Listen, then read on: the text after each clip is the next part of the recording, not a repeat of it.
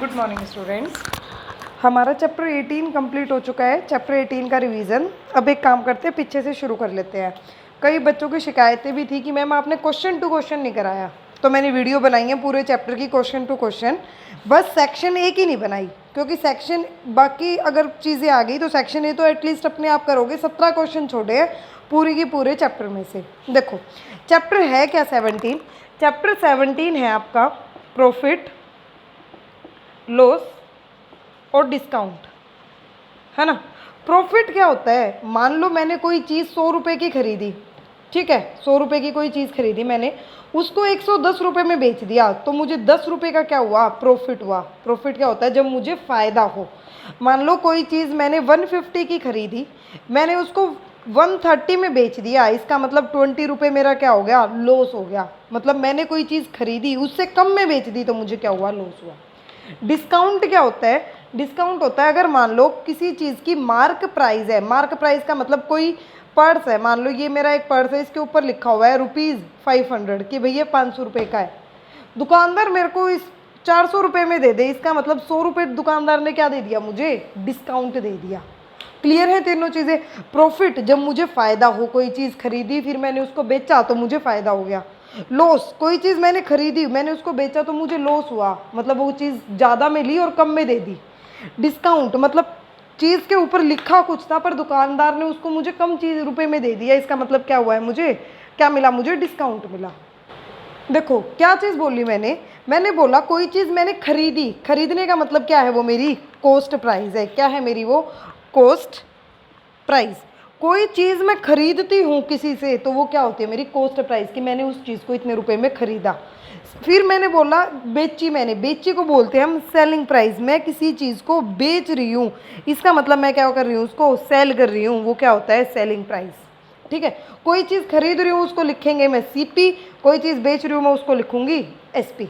ठीक है, यहाँ तक सीपी क्या होता है, एसपी क्या होता है, समझ गए। प्रॉफिट लॉस मैंने बता दिया। अब बात खाली यहाँ पे नहीं रुकती कि प्रॉफिट बताओ लॉस बताओ, बात अब 7th क्लास में हो गई। अब पूछता है आपसे प्रॉफिट परसेंट बताओ कि कितने रुपए का प्रॉफिट परसेंट हुआ। देखो मैं बोलूँ कि किसी पेन की कॉस्ट प्राइस जो थी, सीपी कॉस्ट प्राइस जो थी आपकी ₹50 थी, उसकी सेलिंग प्राइस जो थी वो ₹60 थी। ठीक है, इसका मतलब आपको क्या हुआ? प्रॉफिट हुआ। प्रॉफिट कब होता है? जब सेलिंग प्राइस ज़्यादा हो, किससे? कॉस्ट प्राइस से। फॉर्मूला होता है फिर एसपी माइनस सीपी, क्या निकालने का? प्रॉफिट निकालने का। इसका मतलब ₹60 माइनस ₹50, मतलब ₹10 का मुझे क्या हो गया? प्रॉफिट हो गया। लेकिन क्वेश्चन पूछेगा आपसे प्रॉफिट परसेंट। प्रॉफिट भी पूछ सकता है, मैं ये नहीं कहती हमेशा प्रॉफिट परसेंट पूछेगा, वो तो डिपेंड करता है क्वेश्चन पे। लेकिन बड़े हो गए, प्रॉफिट के बाद क्या आता है? प्रॉफिट परसेंट आता है। प्रॉफिट परसेंट निकालने का फॉर्मूला होता है प्रॉफिट बाय सीपी मल्टीप्लाई में 100। बाहर किस चीज़ का साइन? परसेंटेज का साइन। प्रॉफिट कितना रुपए का हुआ? 10 रुपये का। कॉस्ट प्राइस क्या थी? 50 मल्टीप्लाई में 100, बाहर किस चीज़ का साइन था?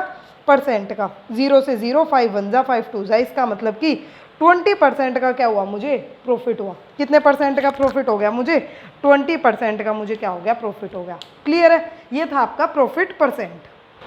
अब बात आती है लॉस परसेंट की। लॉस परसेंट कब होता है? जब मुझे क्या हुआ हो? लॉस हुआ हो। मान low cost price of a book, एक बुक की कॉस्ट प्राइस क्या थी मेरी? ₹30 थी।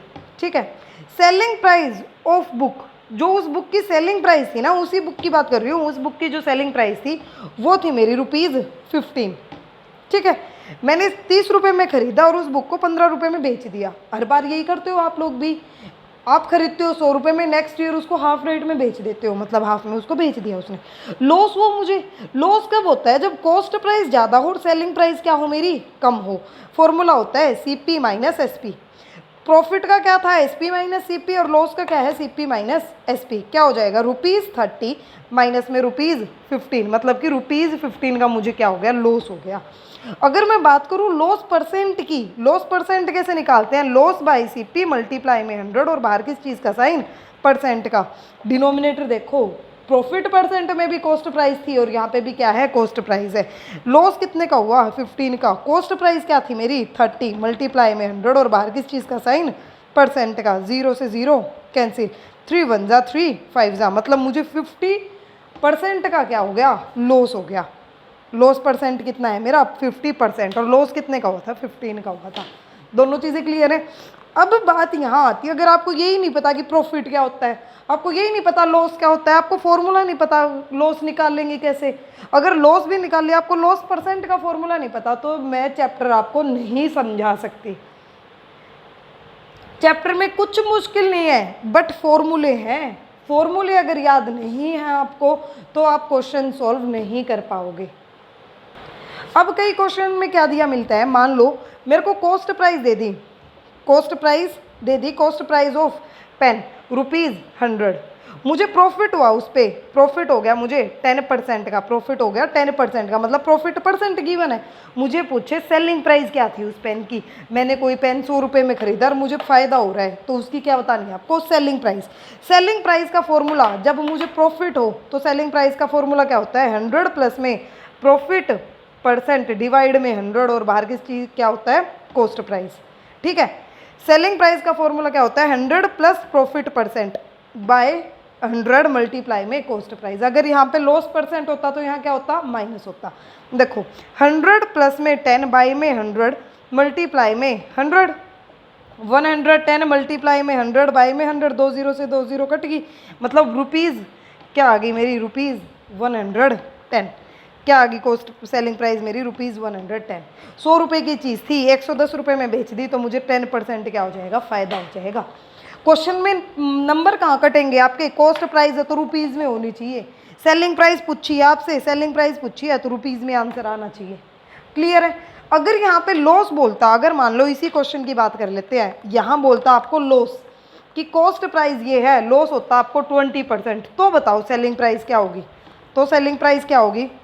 लॉस बोला है, फॉर्मूले में क्या होता है, एसपी निकालने का फॉर्मूला क्या होता है, loss minus 100 minus loss percent divide में 100 और मल्टीप्लाई में सीपी। ये है, जब लॉस है तो एसपी निकालने का फॉर्मूला क्या होगा, 100 माइनस लॉस परसेंट डिवाइड में 100 मल्टीप्लाई में सीपी।